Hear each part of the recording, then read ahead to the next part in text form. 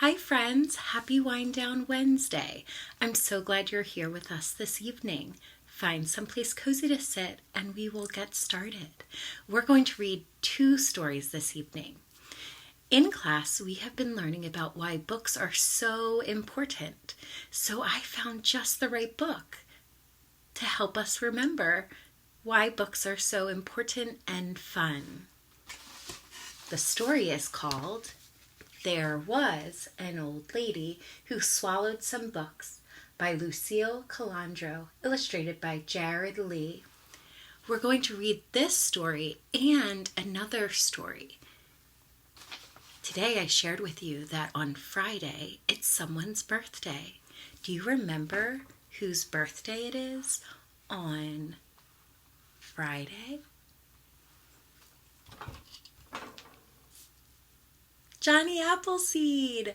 We are going to be learning about Johnny Appleseed this week.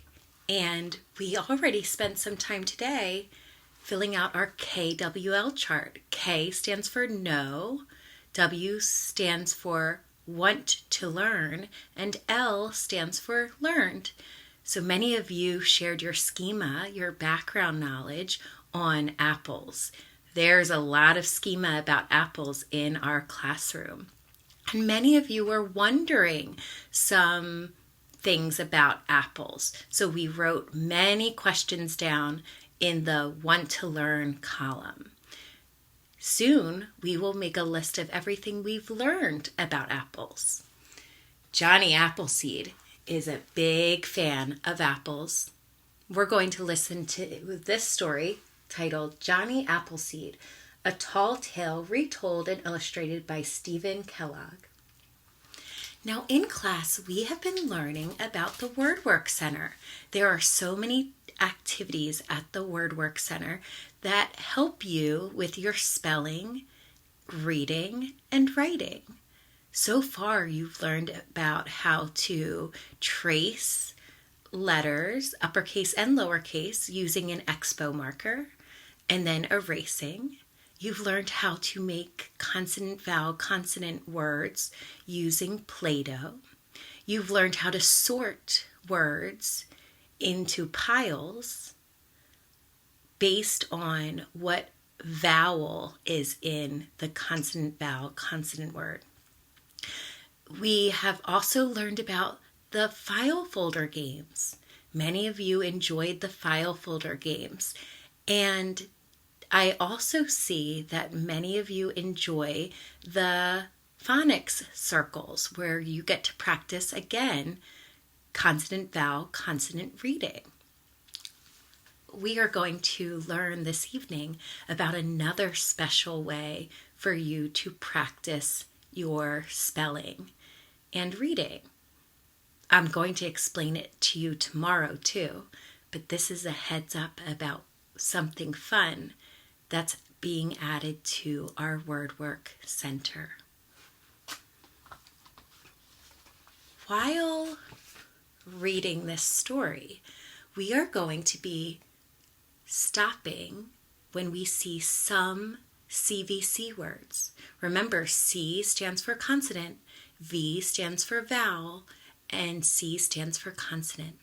We've learned how to tap and blend those words. Let's tap and blend the word yes. Y-e-s, yes. Let's try another one. Let's try the word bat. Get your tapping fingers ready. B-at, bat. Another strategy that's helpful for students to remember to blend is to pretend that there's paint underneath each of your fingertips and then blend all of those colors together. So when we come across a consonant, vowel, consonant word, we are going to type the word on our keyboard. I have 2 fun keyboards. This is one, and this is one. So we'll be practicing typing consonant, vowel, consonant words on the keyboards. If you're ready, put 2 thumbs up. There was an old lady who swallowed some books. For Karen, Betsy, and Cecilia, the best school pals a gal could have. To Jeannie Phillips, the word gal is a consonant-vowel consonant word. If we type that on our keyboard, it looks like G-A-L. Can you find G-A-L on the keyboard? You can pause the video to find it.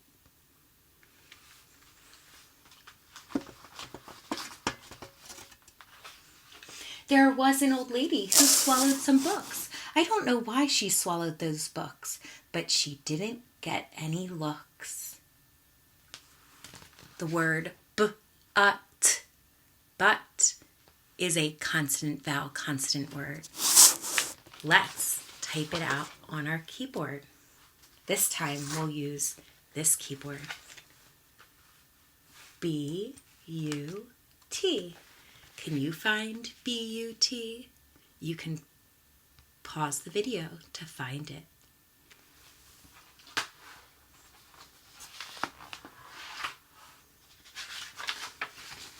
There was an old lady who swallowed a pen. She was happy again when she swallowed that pen.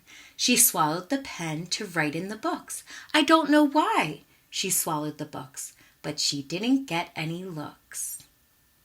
Ooh, the word pen is a CVC word. Can you find the letters that spell pen?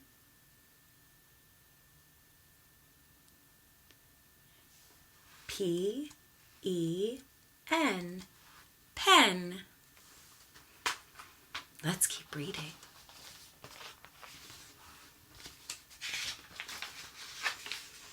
There was an old lady who swallowed a pencil case. Without leaving a trace, she swallowed that pencil case. She swallowed the pencil case to hold the pen. She swallowed the pen to write in the books. I don't know why she swallowed the books, but she didn't get any looks. Which means no one was looking at her funny about eating all of those books. There was an old lady who swallowed a ruler. She couldn't look cooler swallowing that ruler. She swallowed the ruler to measure the pencil case. She swallowed the pencil case to hold the pen. She swallowed the pen to write in the books. I don't know why she swallowed the books, but she didn't get any looks. Let's tap and blend that word get. Tapping fingers ready. G-at, get. Can you spell the word get on the keyboard? Pause the video.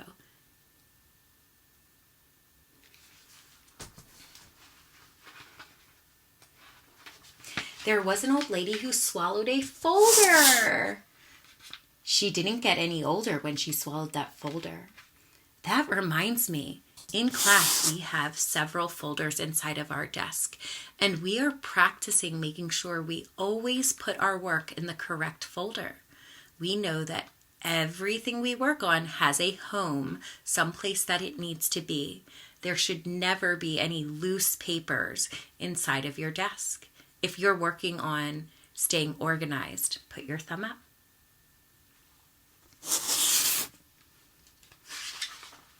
She swallowed the folder to protect the ruler. She swallowed the ruler to measure the pencil case. She swallowed the pencil case to hold the pen. She swallowed the pen to write in the books.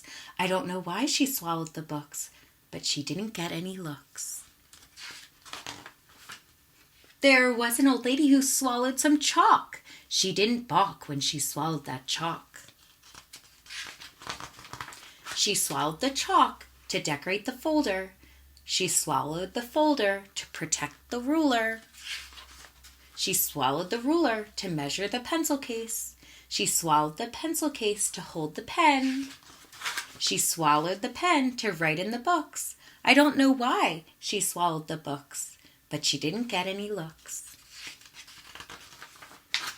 There was an old lady who swallowed a bag. Ooh, let's tap and blend that word. Ready? Tapping fingers ready. B-a-g. Bag. It's so important that you do the blending part. That's when you go back to the pointer finger and you run it all the way over to the ring finger. Sometimes there's a ring on this finger. All right, here we go. She didn't brag when she swallowed that bag. The old lady didn't fuss when around the corner came a big yellow school bus. Ooh, there it is. Can you spell the word bus on this keyboard?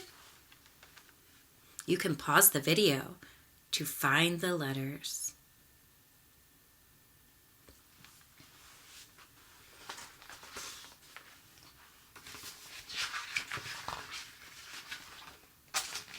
She started a cheer that she could not hold back, and out popped her brand new backpack.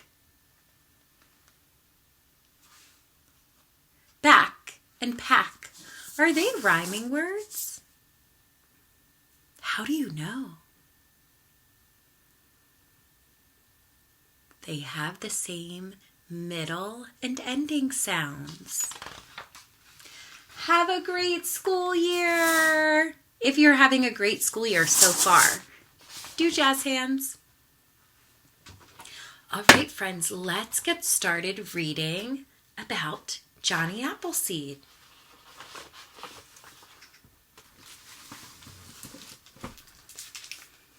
Johnny Appleseed, a tall tale retold and illustrated by Stephen Kellogg. What can we learn about him? Johnny Appleseed, a tall tale retold and illustrated by Stephen Kellogg. Love to my friends, Lenny, Margaret, and their wonderful family, Lenny and Leah.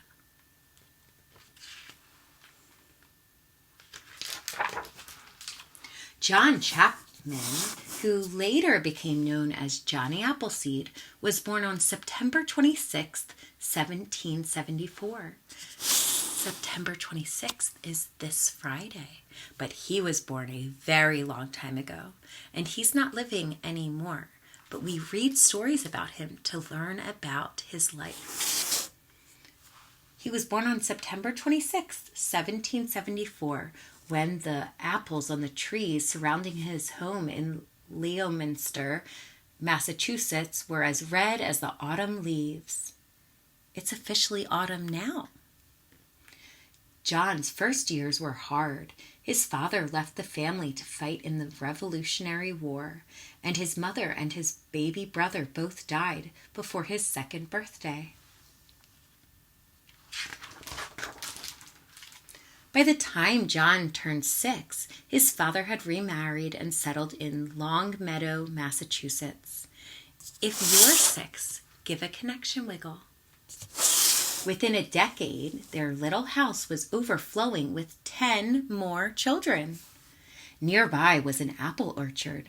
Like most early American families, the Chapmans picked their apples in the fall, stored them in the cellar for the winter eating, and used them to make sauces, cider, vinegar, and apple butter. John loved to watch the spring blossoms slowly turn into the glowing fruit of autumn. If you like to pick apples during the fall, put your thumb up. It's a tradition for many families to pick apples in the fall. A tradition is something that happens over and over again. It's a pattern. We're going to talk a lot about traditions this school year. Watching the apples grow inspired in John a love of all of nature. He often escaped from his boisterous house hold to the tranquil woods. During quiet time in our classroom, it feels tranquil. It's calm. And then there's other times, like this afternoon during indoor recess when we had a dance party. That was the opposite of tranquil. The animal sensed his gentleness and trusted him. Hey, we talk a lot about trust in school. I want to give a shout out to 2 students in class today that needed to go get their lunch boxes. And when I saw them in the hallway, they were walking. They were showing integrity. They were doing the right thing, even when I wasn't looking at them the entire time. So keep up the good work, friends, showing integrity. As soon as John was old enough to leave home, he set out to explore the vast wilderness to the west. When he reached the Allegheny Mountains, he cleared a plot of land and planted a small orchard with the pouch of apple seeds he had carried with him. John walked hundreds of miles through the Pennsylvania forest. Connection! We live in Pennsylvania. Living like the Indians he befriended on the trail. As he traveled, he cleared the land for many more orchards. He was sure the pioneer families would be arriving before long, and he looked forward to supplying them with apple trees.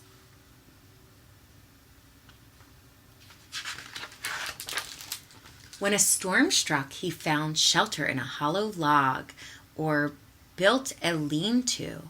On clear nights, he stretched out under the stars. Over the next few years, John continued to visit and care for his new orchards. The winters slowed him down, but he survived happily on a diet of butternuts. It sounds like he really had to persist during the winter months. He had to keep trying even when there were challenges.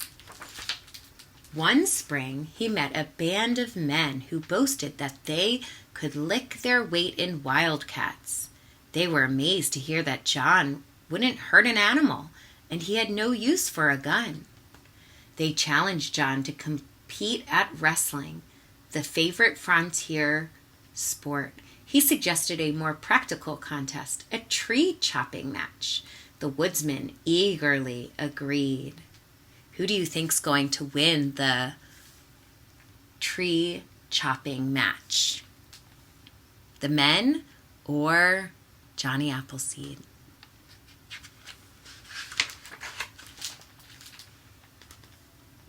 There they go.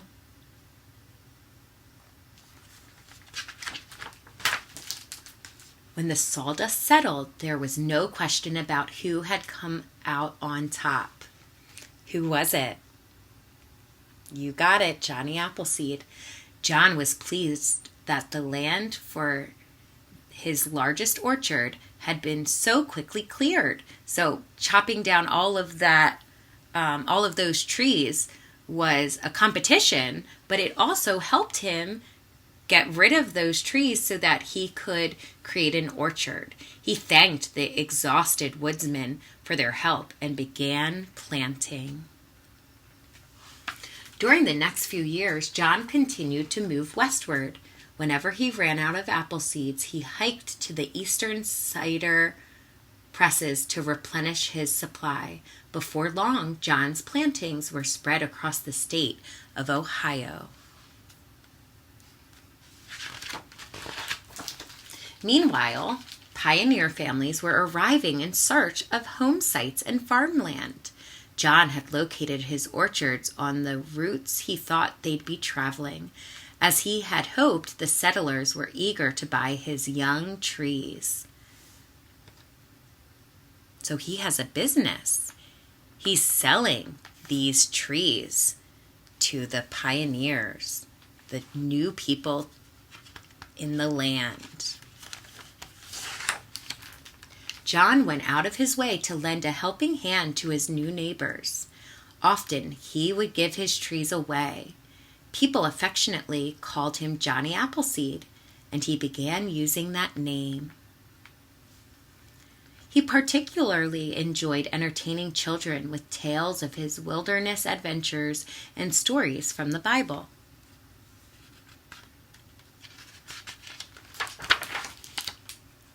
In 1812, the British incited the Indians to join them in another war against the Americans.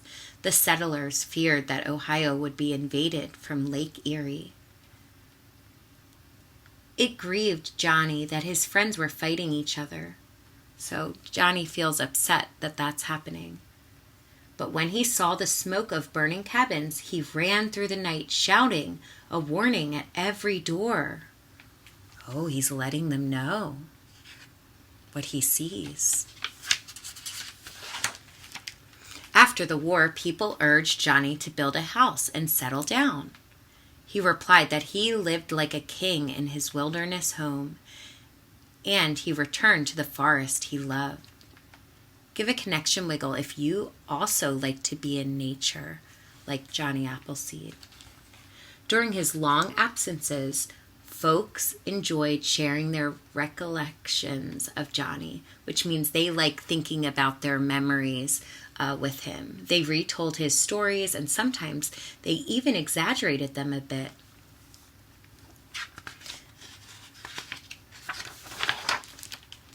Some recalled Johnny sleeping in a treetop hammock and chatting with the birds. Others remembered that a rattlesnake had attacked his foot.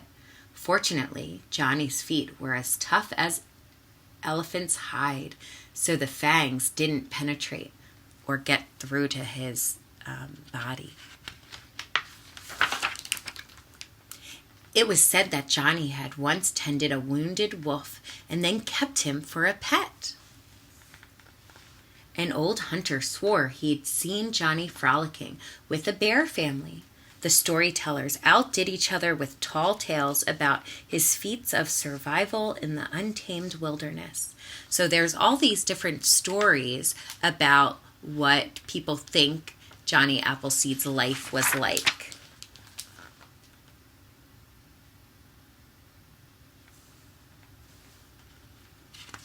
These are some of the things that people think he experienced. As the years passed, Ohio became too crowded for Johnny. He moved to the wilds of Indiana, where he continued to clear land for his orchards. When the settlers began arriving, Johnny recognized some of the children who had listened to his stories. Now they had children of their own.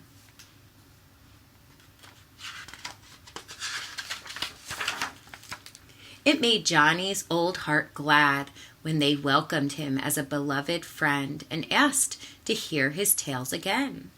That's really important in our class. We make sure that everyone feels welcomed and respected. In fact, we make sure that it's completely silent before anyone speaks. And I even say, wait until you feel respected.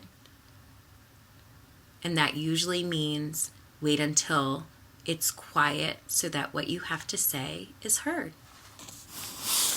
When Johnny passed 70, it became difficult for him to keep up his work. Then, in March of 1845, while trudging through a snowstorm near Fort Wayne, Indiana, he became ill for the first time in his life.